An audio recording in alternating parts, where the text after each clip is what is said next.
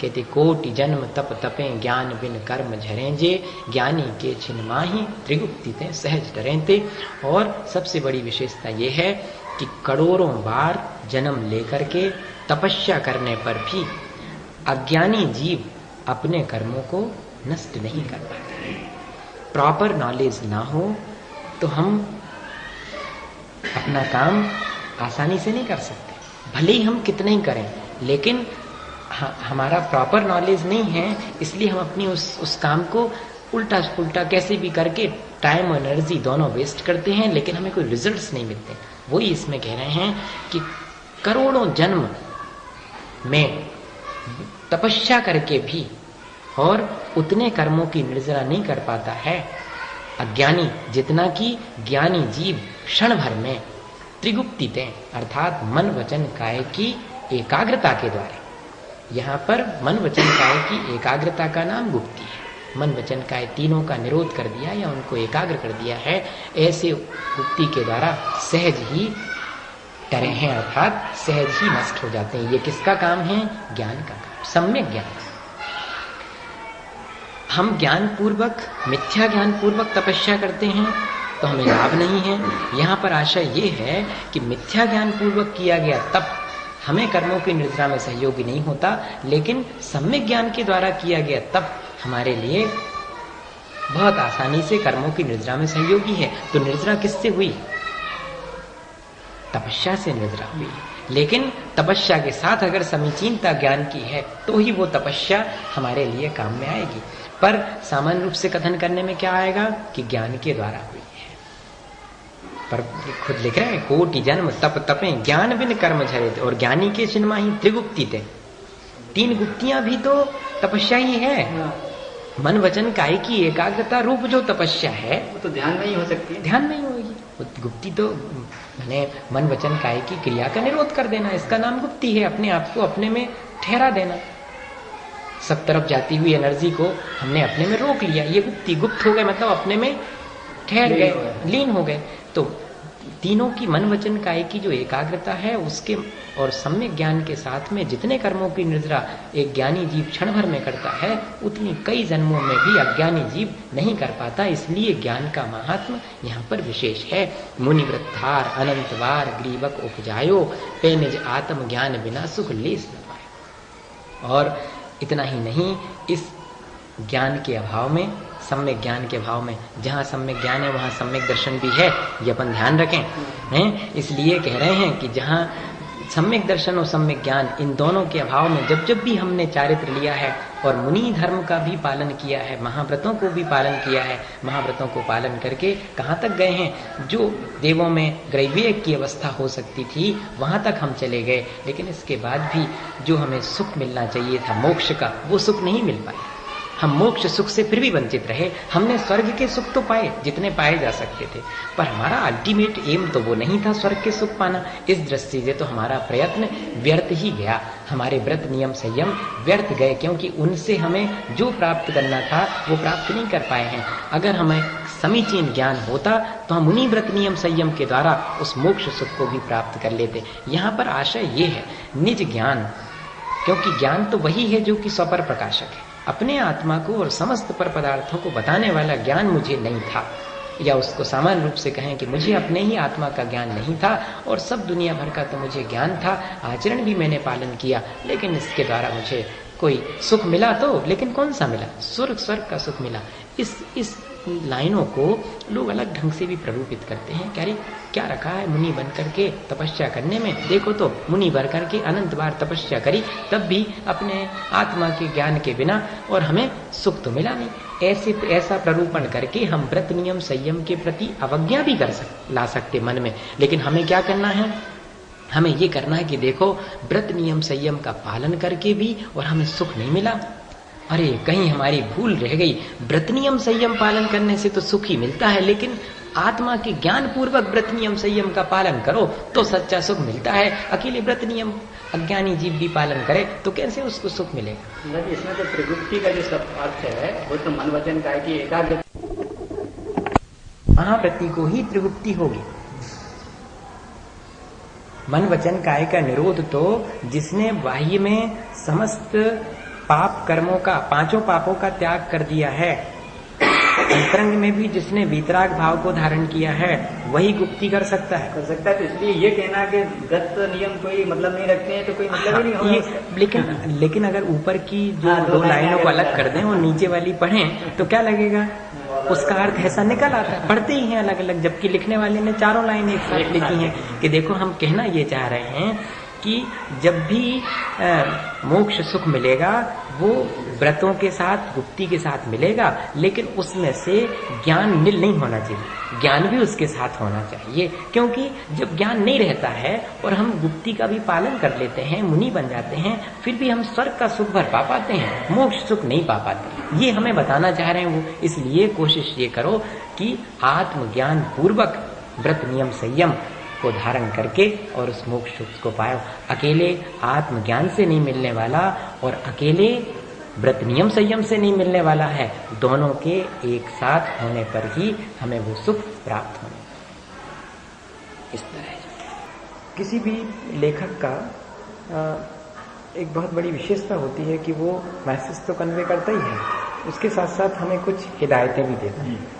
तो ये इसमें बार बार जो है हिदायतें दी गई हैं कि देखो मैं जब इस बात को लॉजिकल और कह रहा हूँ, तुम्हें उसके एडवांटेज और डिसएडवांटेज बता रहा हूँ, तब तुम्हारा फर्ज है कि जिसमें तुम्हारा लाभ है उसको करो। वही इसमें कह रहे हैं, ताते जिनवर कथित तत्व अभ्यास करीजिए, संशय विभ्रम मोह त्याग आपो लख लीजिए। इसलिए इतना सब होने के बाद, इतनी बात मैंने बता दी कि ज्ञान, सम्यक ज्ञान इतना लाभकारी है, तो फिर हमारा फर्ज है कि जिनवर कथित तत्व अभ्यास करें। जिनेंद्र भगवान के द्वारा कहा गया जो तत्व है उसका अभ्यास अपने ज्ञान के द्वारा करना चाहिए, जिससे कि ज्ञान में समीचीनता आएगी।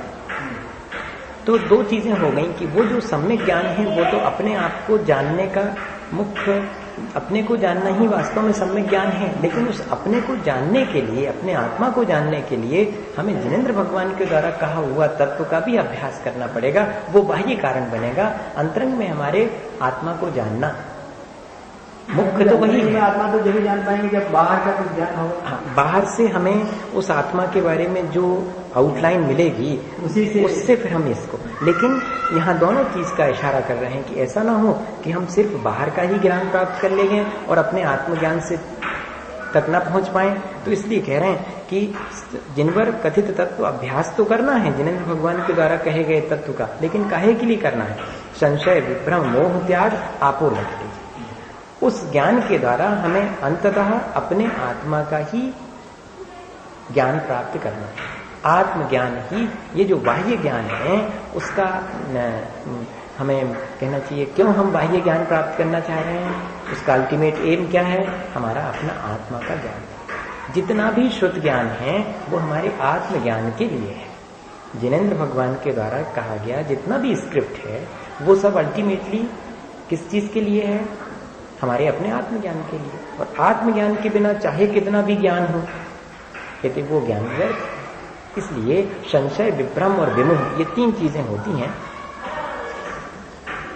संशय का मतलब है जब हम किसी चीज का निर्णय नहीं ले पाते हैं, हाँ डाउट, जब हम किसी चीज का निर्णय नहीं ले जा पाते हैं, अनिर्णय की स्थिति होती है, तब हमारे ज्ञान की वो संशयात्मक स्थिति है। विभ्रम, विभ्रम का मतलब हम जानने का प्रयत्न नहीं करते हैं। इन्होंने जो है संशय विभ्रम और विमोह या मोह लिया है, तो विभ्रम से अर्थ इनका है कि हमें चांदी, हाँ भ्रम की स्थिति पैदा हो जाना, हमें चांदी में सीप का और सीप में चांदी का, इस तरह विपरीत जो ज्ञान हो जाता, भ्रम हो जाता है, वो कहलाएगा ज्ञान विभ्रम। हम जो हमारे आत्मा के हित की बातें हैं उनको तो अहित का समझने लगते हैं और जिनमें अहित है वो हमें हितकारी मालूम पड़ने लगती हैं। अगर ऐसा हमारा ज्ञान है तो वो ज्ञान भी विभ्रम कहलाता है। मतलब इंद्रिय सुखों में हम सुख मान रहे हैं और वो जो इंद्रिय सुखों से रहित अतीन्द्रिय सुख है उसमें हम सुख मान ही नहीं रहे। ऐसा हमने अपने अंदर अपनी धारणा बना ली है, ये सब विभ्रम कहलाए। शुद्ध ज्ञान नहीं भी हो महाराज तो कल्याण हो सकता है क्या? क्योंकि कई जगह ऐसा कथन आया है कि अपने आप शुद्ध ज्ञान आलंबन है, हाँ, आत्मज्ञान के लिए। जी। इसलिए कह रहे हैं कि जिनेंद्र भगवान के द्वारा कहा गया जितना भी आगम ज्ञान है शुद्ध ज्ञान है वो काहे के लिए है? अपने आत्मज्ञान के लिए। और आपने शुद्ध ज्ञान तो बहुत सारा कर लिया और आप आत्मज्ञान नहीं है तो फिर आपका काम नहीं बनेगा। और अगर आपको आत्मज्ञान है और शुद्ध ज्ञान नहीं है तो भी काम चल जाएगा। यही तो बात है। आत्मज्ञान है, शुद्ध ज्ञान नहीं है। शुद्ध ज्ञान उतना ही आवश्यक, आत्मज्ञान जितना है उसके लायक शुद्ध ज्ञान पर्याप्त। मतलब भेद विज्ञान की अगर उसकी कल्पना बिल्कुल सही है तो फिर और कोई बहुत बड़ी पोथी और शास्त्र का ज्ञाता होना आवश्यक नहीं। बट केवल ज्ञान के लिए तो द्वादशांग पूरा, केवल ज्ञान तो होने के बाद द्वादशांग की प्राप्ति हो जाती है, वो प्राप्ति हो जाती है। पर द्वादशांग उसमें आलंबन बनता है। चाहे द्वादशांग का अंश आलंबन में, चाहे पूरा द्वादशांग आलंबन में। किन्हीं किन्हीं जीव को शुद्ध केवली होने के बाद फिर केवल ज्ञान होता है तो वे तो द्वादशांग के पाठी होते हैं। लेकिन कोई कोई जीव सिर्फ अष्ट प्रवचन मात्रिका अर्थात 3 गुप्ती और 5 समिति इतना ही उससे पालन करने का ज्ञान प्राप्त है, या शरीर अलग है आत्मा अलग है इतना ज्ञान है, उतने से भी उससे केवल ज्ञान हो जाता। तो फिर केवल ज्ञान होने पर समस्त पदार्थों का ज्ञान हो जाता, वो कर सकते। तो मतलब कोई आवश्यक नहीं, आवश्यक नहीं, वो सिर्फ आलंबन है। आवश्यक नहीं है, आलंबन अवश्य। और विमोह का मतलब होता है यह क्या है, इस प्रकार किसी वस्तु के स्पर्श होने पर उसके बारे में विशेष जानने की रुचि नहीं होना, उद्यम नहीं करना, ये विमोह कहलाता है। ऐसी कई चीजें हैं, जैसे चले जाते हैं और कोई इशारा भी करता, देखो तो क्या चीज है, होगा तो चलो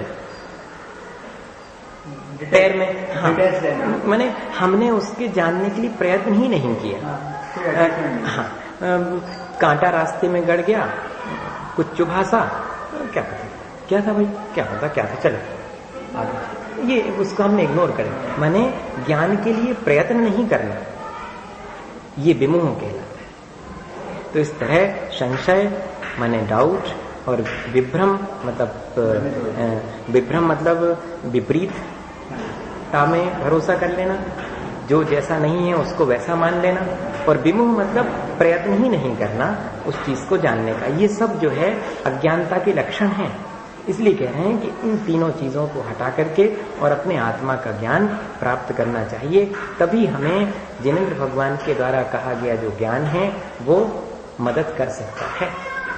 यह मानुष पर्याय सुकुल सुनवो जिनवानी, इह विधि गए न मिले सुमनि ज्यों उदधि समानी। अब और समझाते हैं कि ये मनुष्य पर्याय और उसमें भी अच्छा कुल प्राप्त होना और फिर उसमें भी जिनवाणी को सुन पाना, ये सब बहुत रेयर है, बहुत दुर्लभताएं हैं।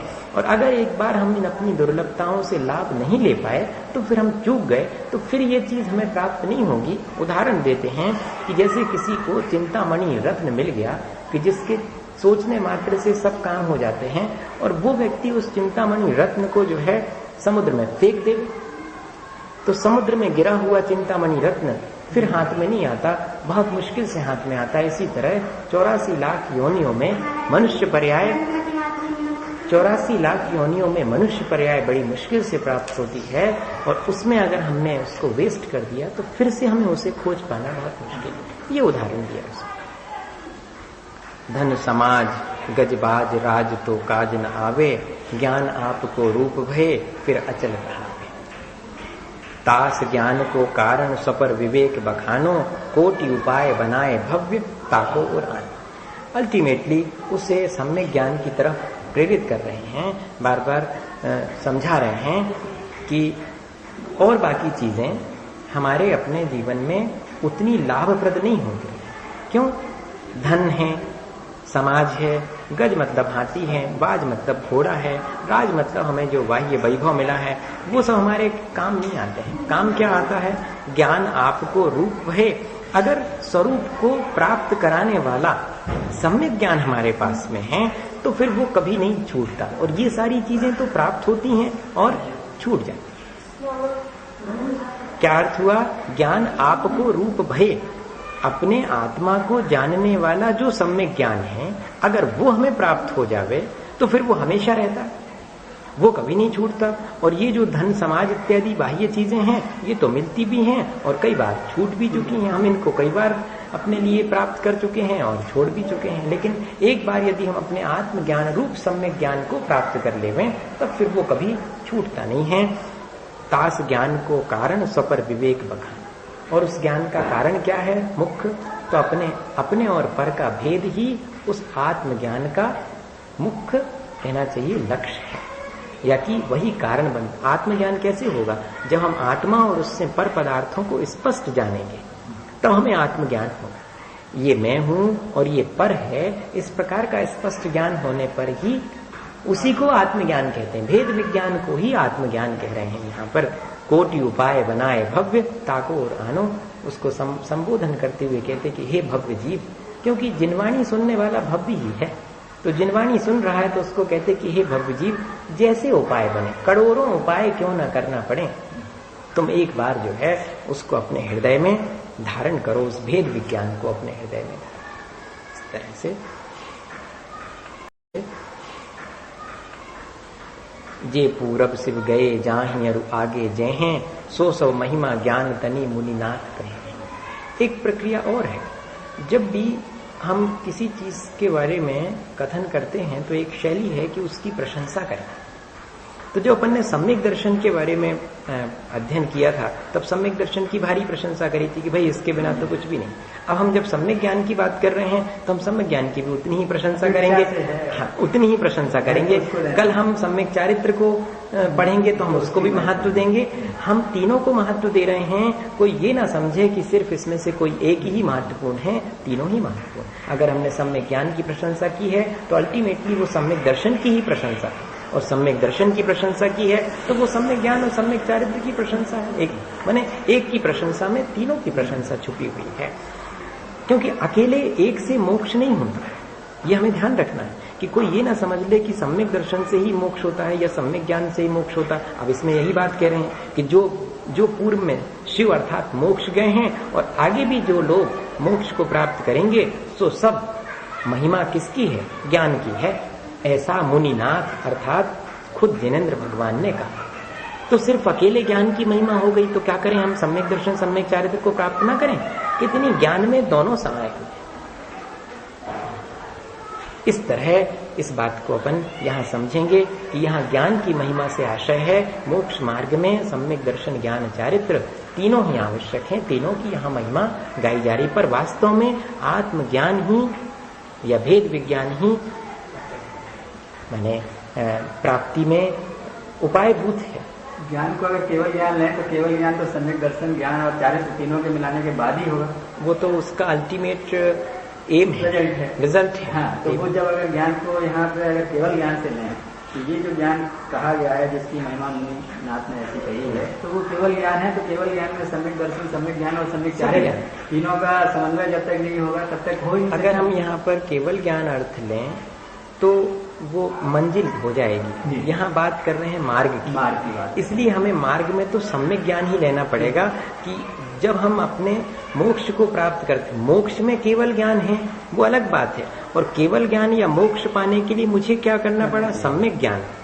तो वो सम्यक ज्ञान कैसे आता है? तो ये अल्टीमेटली कहेंगे कि जिनेंद्र भगवान के द्वारा कहे गए तत्व का अभ्यास करना है। ये हमें दोनों चीजें करवाना चाह रहे हैं कि एक तरफ तत्वाभ्यास करवाना चाह रहे हैं, दूसरी तरफ आत्मज्ञान करवाना चाह रहे हैं, क्योंकि इसके द्वारा ही हमें मोक्ष की प्राप्ति होती है। अभी हम मार्ग में हैं, इसलिए उस तरफ इशारा करते हैं। विषय चाह दवदाह जगत जन अजनि गझावे, तास उपाय न आन ज्ञान घन घान बुझा। कहते यहाँ पर विषयों की इच्छा संसारी जीवों को ज्वाला की तरह दवदाह, जैसे कि धावानल लग जाता है जंगल में, तो कहते जैसे धावानल जीवों को जलाता है, ऐसे यहाँ पर इंद्रिय विषयों की चाहत जीवों को जला रही है। जगत जन अरणी गझावे, जैसे कि समस्त वस्तुओं को दावानल या जंगल में लगी हुई आग समस्त वस्तुओं को नष्ट कर देती है, इसी प्रकार से इंद्रिय विषयों की जो चाहत है वो भी संसारी जीव को सब प्रकार से दुख देती है या उसे नष्ट कर देती है। तास उपाय न आन ज्ञान घन घान बुझावे, और उसके लिए तो एक ही उपाय है कि वर्षा हो जावे। जंगल की आग को बुझाने का एक ही उपाय है कि वर्षा हो जावे।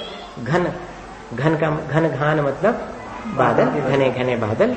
तो कहते यहाँ पर उस संसार की विषय कषाय की आग को बुझाने के लिए क्या चीज है? तो कहते सम्यक ज्ञान।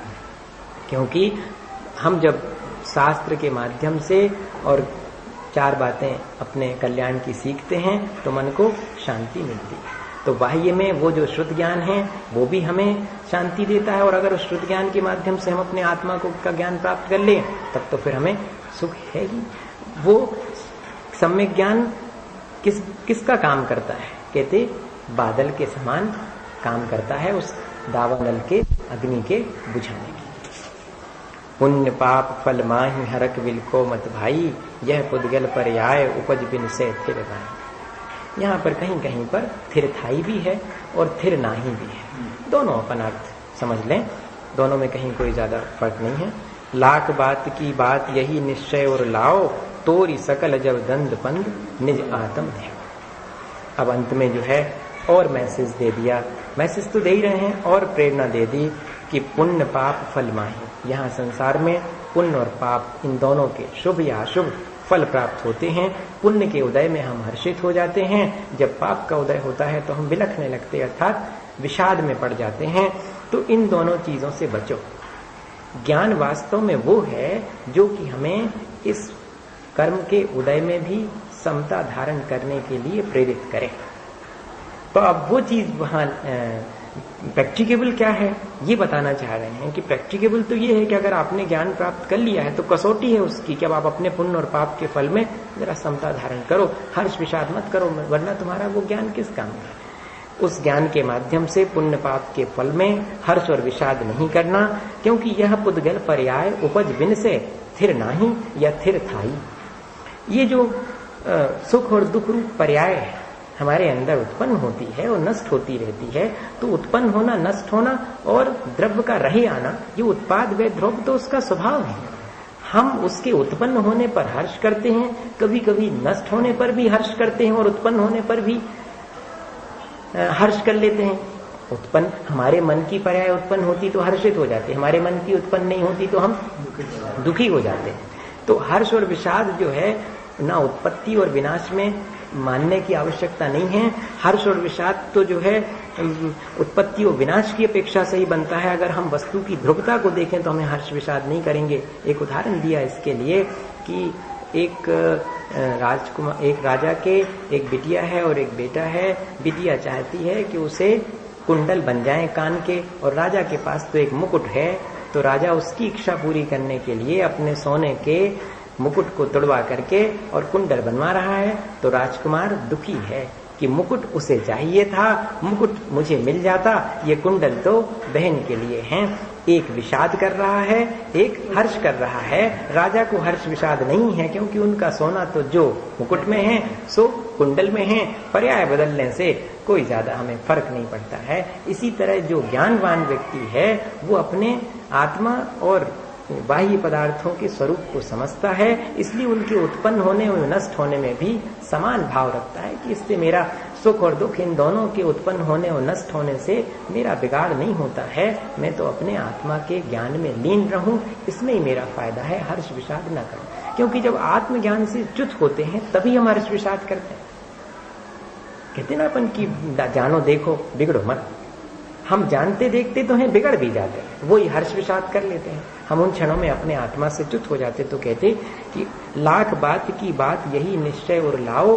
सब लाखों बातों में एक बात है जो निश्चय रूप अर्थात कंफर्म, पक्की तरह से अपने मन में इस बात को तय कर लो कि तोरी सकल जग दंड पंद निज आता। समस्त संसार के ये सुख दुख के जो प्रपंच हैं उन सबको अपने हाथ से समाप्त करके और अपने आत्मा का ही ध्यान करो। देखो इसमें सब आ गया, आत्मज्ञान कहो या आत्म ध्यान कहो। आत्मा के ज्ञान के बिना तो आत्मा का ध्यान हो नहीं सकता। आत्मलीनता तभी आएगी। तो अल्टीमेटली अगर अपन देखें तो ज्ञान के साथ में जो लीनता है वही तो चारित्र है।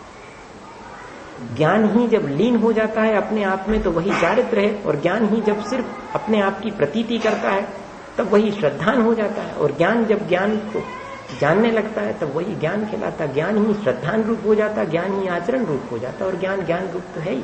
इसलिए तीनों चीजें एक साथ मैं तो सोचता हूँ कि इससे यही आशा लेना चाहिए। आत्मा के ध्यान करने से मतलब यह है कि सम्यक दर्शन ज्ञान चारित्र इन तीनों को अपने जीवन में प्राप्त करें।